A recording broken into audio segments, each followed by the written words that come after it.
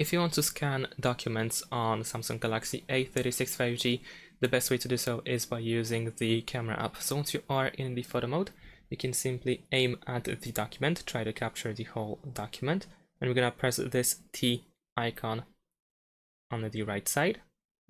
And let's see if we can actually scan the whole text. Yeah, there we go. And now we have this scan button on the left side, so we can press it. And as you can see, the whole document has been captured, and we can press save.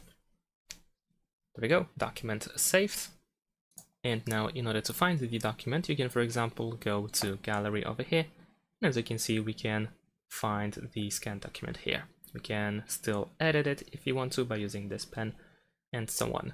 So that's pretty much it. If the document scanning doesn't work for you, you can tap on these 4 dots in the camera and then go to camera settings. And now over here we have scan documents and text. We want to make sure that this option is enabled, and then we can also enable auto scan as well if you wanted to. And that's all. Thanks for watching. Leave a like and subscribe to my channel, and see you in my next videos. Bye.